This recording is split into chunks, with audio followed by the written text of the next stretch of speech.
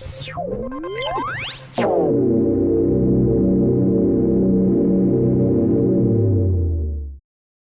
is your weekly report on corruption in the Philippine government.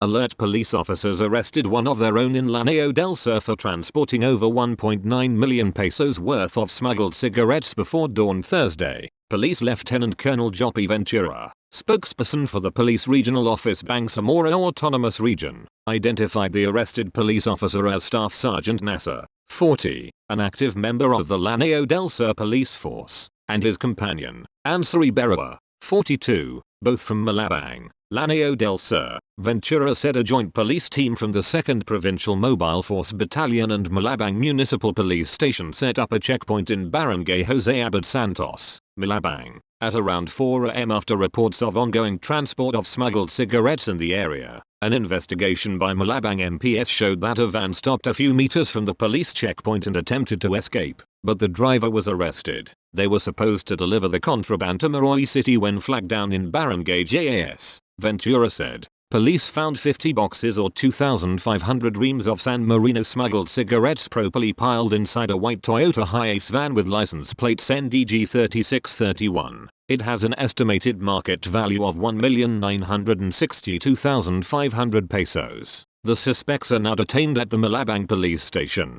while the confiscated cigarettes are set to be turned over to the Bureau of Customs. Ventura commended the police team for enforcing the law equally, even if the offender is a colleague.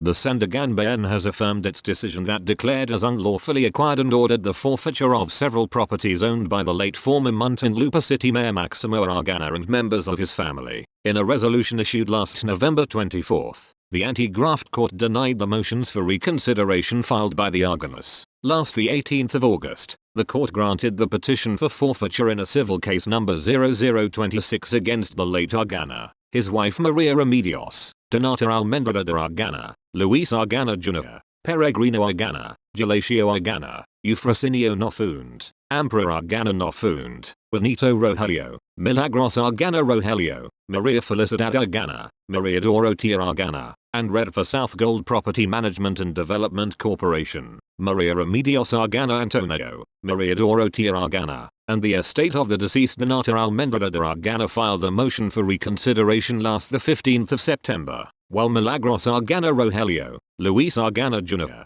the estate of Juanito Rogelio, Amparo Argana Nofund, estate of Eufrasinio Nofund, Maria Felicidad Argana Espolita, and the estate of Galacio Argana filed their own motion last the 23rd of September. The first motion argued that the petition for forfeiture was filed during the prohibited period under Section 2 of Republic Act No. 1379, the Forfeiture of Ill-Gotten Wealth Act, rendering it null and void and depriving the court of jurisdiction to hear and decide the case. The second motion insisted that there was no direct evidence on record that would prove that the subject properties and assets which were forfeited in the case were actually ill-gotten wealth. But the anti-graft court disagreed. It said, based on the foregoing, it is clear that the court has considered all the evidence presented, but still concluded that the same were insufficient to prove, to the satisfaction of the court, that the respondents have lawfully acquired the properties in question. All told, the court finds no cogent or compelling reason to warrant a reconsideration of its decision. It added, the 19-page resolution was written by Associate Justice Ronald B. Moreno with the concurrence of Associate Justices Colby Miranda and Ajado Caldona,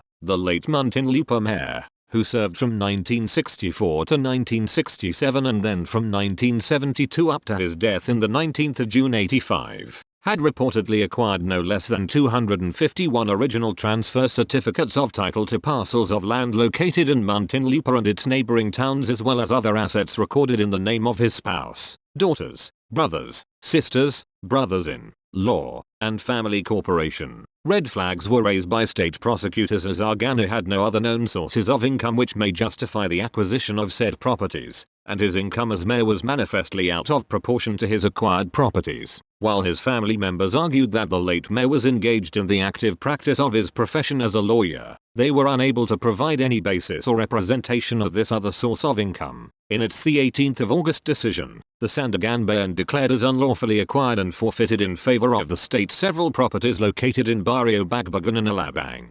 Muntinlupa, and Laguna. Also ordered forfeited were several properties in the name of Maria Remedios, Maria Felicidad, and Maria Dorotea Argana. Other respondents Milagros Rogelio and Galacio Argana, as well as Red for South Gold Property Management and Development Corporation. The other personal properties such as 19,425 shares of capital stock of Sampaguita Savings and Loan Association, Incorporated owned by Maximo Argana worth 1.6 million pesos and 5,000 shares of stock of Redfor owned by Maximo Argana, Donato Argana, Maria Remedios Argana, Maria Felicidad Argana, and Maria Dorotea Argana worth 125,000 pesos were also ordered forfeited.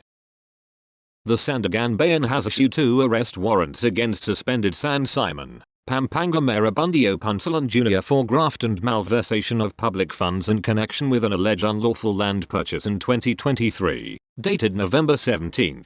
The arrest warrant for graft allows bail of 90,000 pesos, while the other criminal case allows no bail. Both warrants were issued and signed by 1st Division Acting Chairperson Bayani Jacinto, according to copies obtained by the Inquirer on Friday. Authorities have yet to serve the warrants at Punsalan's home in San Simon. He and his lawyer did not respond to calls from the Inquirer. The Office of the Ombudsman had suspended Punsalan for 6 months on the 20th of October 25 for grave misconduct. The current cases involve the purchase of a 45 million pesos private land without authority from the municipal board. Punsalan reportedly could not justify the purchase, which also led the Pampanga Provincial Board to suspend him over the same issue. Additional cases were filed after the National Bureau of Investigation arrested him in an extortion sting last August. The supposed victim, a Filipino-Chinese businessman, alleged that the mayor demanded an advance of 30 million pesos and sought a second payout of 80 million pesos. The San Simon and Pampanga police commanders, along with the NBI regional director, were tasked to serve the warrants. Punsalan is also subject to a whole departure order dated November 17, according to the warrants. The National Capital Region Police Office has dismissed 29 officers since Lieutenant General Jose Melencio Nartates became the acting Philippine National Police Chief 3 months ago, the NCRPO reported yesterday. According to the NCRPO report, 248 administrative cases were processed from the 26th of August to November 25. Of the number, 179 were resolved with 29 police officers dismissed from service. The report also showed that 9 officers were demoted, 64 were suspended and 32 were reprimanded. At least 4 police officers were fined and 4 others had their salaries forfeited. During the same period, murder and rape cases dropped by 32% and 29%, respectively. Incidents of kidnapping also decreased by 79%. The NCRPO reported having arrested 1,413 most wanted persons and 2,264 other wanted persons, with the crime solution efficiency standing at 76.15%, indicating that nearly 8 of 10 index crime cases were considered solved. 11 persons, 8 of them officials of the Cebu City local government, have been charged with non-bailable offense of malversation of public funds involving 200 million pesos paid to a garbage collector in 2021. Charged by the Office of the Ombudsman before the Sandiganbayan were former City Administrator Floro Quim Casas Jr., Department of Public Services Head John Jigo Gaston Dacoa, Garbage Collection and Disposal Officer in charge Grace M. Luardo Silva, Inspection Officer Alan Omlero Ceballos, Inspectors Romelito S. Jodatan and Mark Abarquez Ugbana, City Accountant Jerome Vicera Onopia, and Acting City Treasurer Mayor V. Fernandez Reyes. Also charged were 3 private individuals of contractor Ducast Construction J&J Construction and General Supply, Incorporator and Authorized Managing Officer Jra Angelic Meningo Ruiz Java Air, Officer, In Charge and Operations Manager John David Seville Xavier, and Encoder Erica May Esquino. All of them were also charged with graft in violation of Section 3E of Republic Act No. 3019, the Anti-Graft and Corrupt Practices Act. Bail recommended for the graft charge was 90,000 pesos for each accused. Under the criminal charge sheets, those charged were accused of having allowed Ducast JJ&J to receive the aggregate amount of 239,728. 280 pesos in the collection and disposal of the city's garbage to the dump site owned by the ARN Central Waste Management, Incorporated. The anti-graft court was told that Ducast JJ&J was allowed to charge a rate of 1,800 pesos per 1 ton of garbage instead of 600 pesos per ton. Last July, the OMB ordered the indictment of the 11 persons as well as the dismissal of the former city officials and employees from the service. cancellation of their civil service eligibility, forfeiture of their retirement benefits, disqualification from holding public office, and ban from taking civil service exams. The cases stemmed from the complaints filed before the National Bureau of Investigation in 2021 by then Cebu City Vice Mayor Michael Rama. The NBI's probe showed that ARN charged only 600 pesos per ton and issued truck scale slips for each delivery. The company also allowed city and barangay-owned trucks to dump waste at the site, charging the same rate of 600 pesos per ton through Ducast JJ&J, it said. It also said that Ducast JJ&J failed to separate the tonnage delivered by its own trucks from those delivered by government trucks in its billing to the city. It added that Ducast JJ&J billed the entire tonnage at 1,800 pesos per ton and made it appear that only its own trucks handled the deliveries. On the 8th of July, 2021, ARN banned Ducast JJ&J and the city trucks from using its facility due to unpaid bills from the 29th of January to the 7th of July. However, Ducast JJ&J continued to bill the city government until the 10th of August, 2021 using truck scale slips that were later found to be falsified.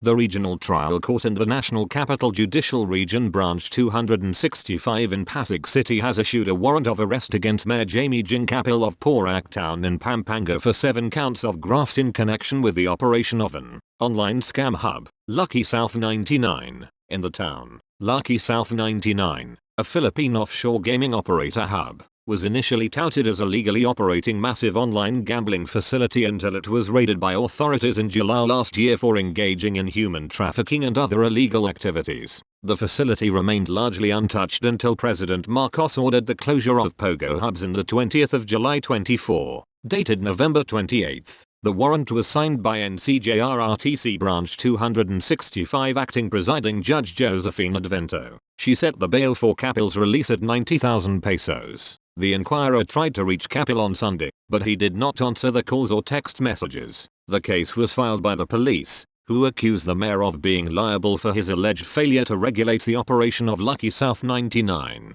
The mayor and the municipal board issued Lucky South 99, owned by Chinese and several Filipinos, a certificate of no objection for business processing in less than 2 days in year 2000. That document was used by Lucky South 99 until 2024 for gaming operations despite non-renewal of permit by the Philippine Gaming and Amusement Corporation as early as 2022. In September last year, the Securities and Exchange Commission also revoked the corporate registration of Lucky South 99 Corporation for illegally operating the Pogo facility in Pampanga. The police also alleged that Capil failed to verify reports of illegal activities, such as torture and financial scam, within the 10-hectare compound leased by an affiliated firm inside the Grand Palazzo Royal. In a hearing at the Pampanga Sangguniang Panlalawigan Provincial Board, Capil denied having knowledge of the operations of a posh resort with a modern firing range reportedly used by a Pogo boss affiliated with Bamban, Tarlac, Morales GUO, whose nationality was found to be Chinese.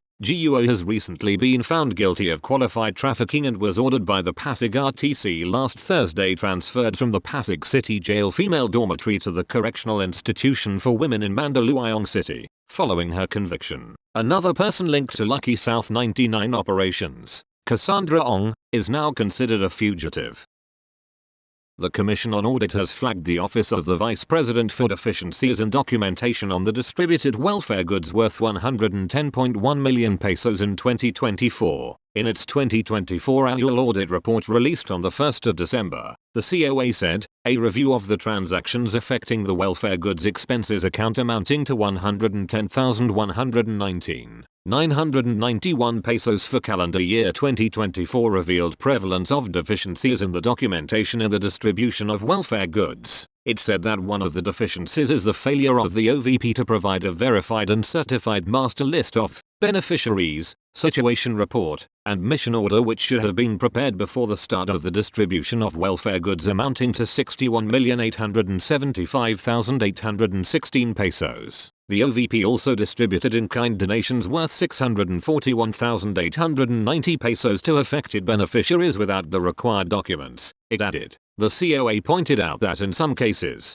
the printed scanned copies of some post-activity report and relief distribution sheet or distribution list for the distribution of welfare goods amounting to 26,197,000 pesos were attached to the request and issue slips instead of the original copies. Thus, the COA said that state auditors pointed out it was contrary to Section 11.0 of the Policy Manual for Disaster Operations Program. Upon request, however, it said that the OVP's accounting division was able to provide the audit team the original copies for welfare goods totaling 19,440,000 pesos. At the same time, the COA said its audit team noted that the RIS was belatedly submitted to the General Services Division. It also said that various distributions of welfare goods amounting to 38,372,098 pesos were not assigned with an RIS number on a timely basis and incurred delays of 1 to 6 months from the date when it should be reported. As a result, it said that the audit team was unable to verify and determine the quantity of the welfare goods distributed and the basis of the selection of the qualified beneficiaries.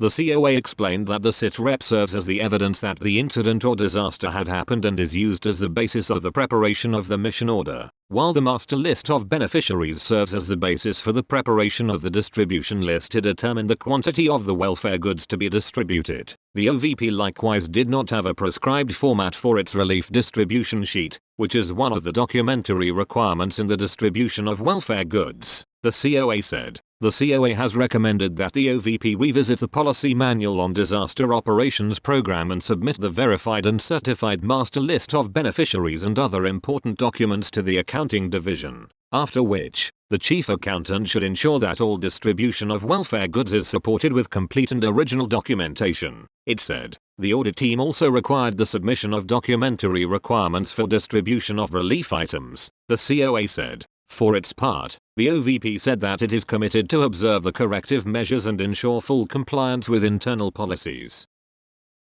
The Commission on Auditors tagged the Metro Manila Development Authority for delays, some for almost 2 years, in the implementation of the more than 167 million pesos Metro Manila Flood Management Project Phase 1. In its 2024 annual audit report on the MMDA, the COA said that there were 5 completed projects worth 80,297,019 pesos which were delayed by 13 to 322 days, while 4 ongoing projects worth 87,206,561 pesos experienced delays of 676 days. These delays were mainly due to logistical issues, scheduling conflicts, resource constraints, and unforeseen events. The COA report stated. It said its audit team noted the underutilization of loan funds amounting to 29,574,536 pesos, which led to the incurrence of commitment fees for 2018 to 2024 of 37,405,299 pesos.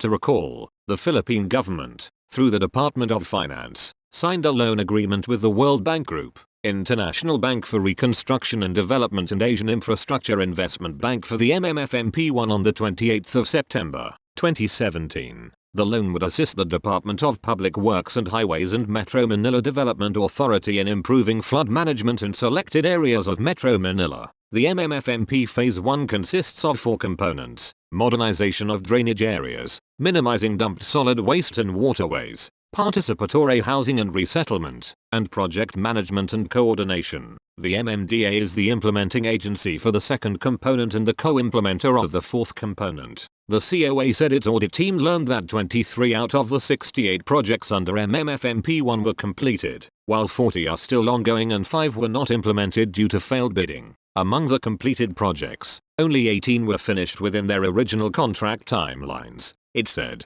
While the justifications for the time extensions highlight a range of external and unforeseen factors, it appears that several of these issues could have been mitigated with more thorough planning and a meticulous evaluation of supplier and contractor capabilities, the COA said. It also said, resource unavailability and scheduling conflicts could have been anticipated with better coordination and contingency planning. Additionally, a more rigorous review of prospective suppliers and contractors' ability to meet project requirements, considering factors such as inventory reliability and scheduling flexibility, might have prevented delays caused by material shortages or conflicting timelines. The COA said the MMDA should support the remaining phases of the project and pay continued attention to planning, The DPWH and MMDA should have clear communication channels and regular progress tracking, as this would help address field-level challenges and support the timely completion of ongoing works, it also said. At the same time, the COA asked them to define responsibilities, monitor progress, and identify implementation risks early, as well as make full use of the extended loan period so that the project delivers its intended benefits to target communities in a timely and efficient manner. As for the underutilized funds,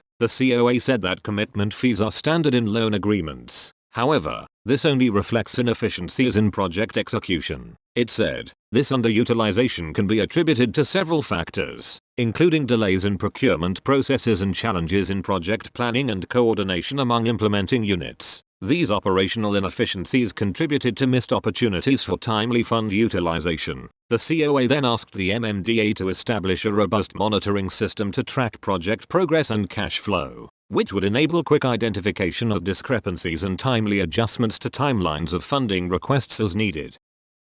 The Commission on Audit has flagged the Office of the President for failing to collect 14.4 million pesos in overdue receivables from other government agencies for foreign trips that were made from 2022 and 2024. The outstanding amount, initially shouldered by the OP, covered hotel accommodations worth 11.95 million pesos and airfare totaling 2.4 million pesos, among others. It was incurred by various agencies, including the Department of Foreign Affairs, House of Representatives, Senate and presidential management staff, 4 trips abroad, including to the United States, China, Japan and Europe between the 20th of September 22 and the 20th of May 24. The continued delay in the settlement deprives the OP of funds originally budgeted for their operation, thereby affecting the delivery of program projects and activities for stakeholders and increasing risks of uncollected receivables. The COA said in its annual audit report published on Monday, under COA Circular No. 2016-005, all government entities are mandated to do regular monitoring and analysis of receivable accounts to ensure that these are collected when these become due and demandable. State auditors noted that of the 14.4 million pesos, 52% or 7.47 million pesos has been overdue for more than 2 years, while 45% or 6.46 million pesos has yet to be settled after 1 or 2 years. This indicated a need for the OP to strengthen its collection efforts to recover these amounts from debtors, the COA said. It also cited the lack of prior agreements with the government agencies concerned about fare arrangements and other daily travel expenses. This, it added, made it challenging to collect the amounts due, specifically those incurred in chartered flights. Upon receiving the invoice for hotel accommodation and airfare from the companies concerned, the OP forwards the billing for individual plane fares and accommodation expenses to the respective government agencies. But the COA noted that no follow-up demands are issued to the debtor agencies once the accounts become due, as it emphasized the need for an improved monitoring and collection mechanism. For 2025, the OP sought a travel budget of 1.054 billion pesos, lower by 94 million pesos than the 1.148 billion pesos allocation in the 2024 national budget. For 2023, the OP requested a travel allocation of 893.87 million pesos, with government officials saying the expenses were justified by the amount of investments and trade deals brought home by President Marcos from his foreign travels. Manila Mayor Francisco Isko Moreno Domagozo, Vice Mayor Kaya Tienza, and 13 other city officials are facing graft and usurpation of authority complaints before the Office of the Ombudsman after Dr. Leilani Lacuna, sister of former Mayor Honey Lacuna, accused them of illegally ousting her as Liga NGMGA barangay president and ex officio city councillor. Lacuna filed the complaints on Tuesday morning, accusing the 15 officials of violating Section 3E of Republic Act No. 3019, also known as the Anti-Graft and Corrupt Practices Act, and Article 177 of the Revised Penal Code. In her complaint, Lacuna detailed several incidents she said formed a coordinated effort to remove her from office. These included alleged abuse of her approved travel authority for a personal trip, actions by the Manila City Council questioning her honesty and performance, and a meeting with Atienza, where she claims she was pressured to resign, among others. Domagozo and his cohorts targeted the barangay captains using intimidation and various forms of harassment to remove me from office.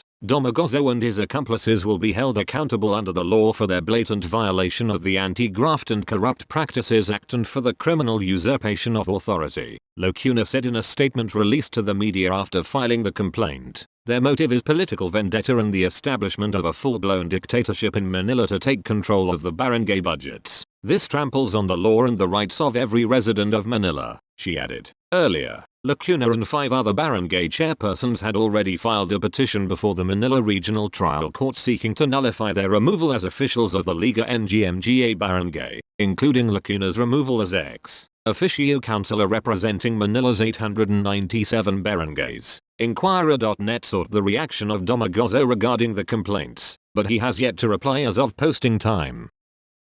The Philippine National Police has placed under restrictive custody 6 police officers of the Criminal Investigation and Detection Group allegedly involved in stealing evidence money seized from a Philippine offshore gaming operator raid in Bataan. Last the 20th of October 24, Interior Secretary John Vic Remulla said on Tuesday, in a press briefing at Camp Crame. Remulla said a total of 141,133,483 pesos was seized from the Bataan raid, but a court on November 19 ordered the return of the sum, along with other confiscated items, as it ruled that the operation was illegal after an inventory of the money revealed that around 13.4 million pesos had gone missing. After careful investigation, the members involved in the cover-up and the crime and the pilferage of the evidence have been identified. The chain of custody has been studied and perfected, and we have now determined who the real culprits are. When the court ruled that the search was illegal, the money was returned to the owners, Remulla told reporters. Upon the opening of the evidence, out of 141 million pesos, only 128 million pesos was left. What was left on the other box was boodle money, fake money. So upon careful investigation we have identified the culprits, he added, referring to the fake money operatives used in by busy operations. At the same press briefing, CIDG Chief Major General Robert Alexander Murico said the raid by CIDG operatives and agents of the Presidential Anti-Organized Crime Commission was carried out on the 29th of October last year by virtue of a search warrants for possible qualified human trafficking violations. The raided yielded money was kept at the CIDG for safekeeping until Murico, upon assumption as CIDG chief in September, ordered an inventory of all cases and pieces of evidence under the custody of the unit. On the 25th of September, the newly designated evidence custodian of the CIDG discovered that 9 boxes full of cash were not included in the inventory list and had gone missing. An investigation revealed that all missing boxes of cash were brought home by the former CIDG custodian. The 9 boxes were later taken back to the CIDG, but Murico said they opted not to open the boxes since they were all sealed with the signature of the judge handling the case. On November 29th, a string of criminal charges was filed against 6 policemen involved, namely Patrolman Rolman Andair, Seizing Officer, Executive Master Sergeant Eric Castro, Investigator, Senior Master Sergeant Michael Camillo, Investigator, Patrolman Kenji Francisco, Evidence Custodian, Patrolman Jesus Fulgencio and Patrolman Raymark Solis. They were charged for violation of Article 310, or qualified theft, Article 217, or malversation of public funds, Article 228, or opening of closed documents, Article 171, or falsification of public documents, and Article 168 in relation to Article 166, or the illegal possession or use of false treasury notes or bank notes. Among the target of the administrative case that will be filed is grave misconduct, serious dishonesty, conduct prejudicial to best interest of public service, negligence or violation of PNP evidence handling protocol, Murico said. Meanwhile, National Police Commission Vice Chairperson and Executive Officer Rafael Vicente Calinizan said there is no room in the PNP for corrupt police officers. I actually commend General Murico and PNP Acting Chief Lieutenant General Jose Melencio Nartates because their actions were prompt and they discovered it through their proactive measures. It didn't explode in their face and they discovered this, said Calinizan. Calinizan said the NAPOLCOM will not intervene in the ongoing probe and will just wait for the administrative cases to be filed before them. Cavite Rep Francisco Kiko Barzaga has been suspended for 60 days without pay and allowances after the House of Representatives adopted the recommendation of its Ethics and Privileges Committee over a complaint filed against him for social media Posts unbefitting of a House member. During the plenary session on Monday, 4P's Representative J.C. Abalos said the committee, after deliberating on the complaint, found the lawmaker guilty of disorderly behavior by violation of Section 141, Rule 20 of the Rules of the House of Representatives, and Republic Act No. 6713, or the Code of Conduct and Ethical Standards for Public Officials and Employees. A total of 249 House members voted in favor of the committee's recommendation, while 5 opposed it and 11 others abstained. In reading the committee report, Abalos said the respondent's reckless, offensive, and irresponsible use of his social media platform tarnishes the name, integrity, and reputation of the House of Representatives. In particular, he pointed to incendiary social media contents on Bazaga's Facebook accounts and his failure to remove publicly viewable inappropriate and indecent photos. These actions, Abalos said, brought contempt, discredit, and disrepute to the name of the House. The ethics complaint against Bazaga was filed by several National Unity Party members, including party chair and Antipolo City Rep Ronaldo Puño, over the Cavite Solan's alleged violation of House rules on the conduct expected of lawmakers. At a press briefing on the 15th of September, Puño said that Bazaga's social media posts, including lewd photos and an alleged ostentatious display of wealth, would be used as evidence in their complaint against him. One of the photos presented by Puño showed a scantily clad woman with her thighs wrapped around Bazaga's neck. Puño alleged in their ethics complaint that Bazaga committed the following violations: not acting in a manner that reflects creditably on the House, engaging in acts contrary to law, good morals, customs and public policy, conduct that incites seditious activity, and conduct prejudicial to the best interest of the service and unbecoming of a member of Congress. Puño clarified they were not going after Bazaga because he was critical of the government, but because his posts contained several misleading implications that seemed to trivialize issues involving the House. Bazaga was once a member of NUP, but he left in September after he was accused of soliciting signatures to remove then House Speaker Ferdinand Martin Romualdez from his post. After leaving NUP, Bazaga began posting various criticisms against House members, cabinet officials, Senate President Vicente Soto III, and even President Marcos. At one point, he asked supposed protesters not to burn down the Batasang Pambansa complex, where the House of Representatives is located, until after they have evacuated employees and documents. According to Puño, Bazaga seems unwell, as his actions are not what is normally expected of a government official. He claimed that Bazaga even stormed the office of Majority Leader Ferdinand Alexander Marcos, telling lawmakers inside to sit down before narrating his plans for Congress if he becomes Speaker. That's all for this week. I'll see you next Friday with more stories of corruption and foolishness within the Philippine government.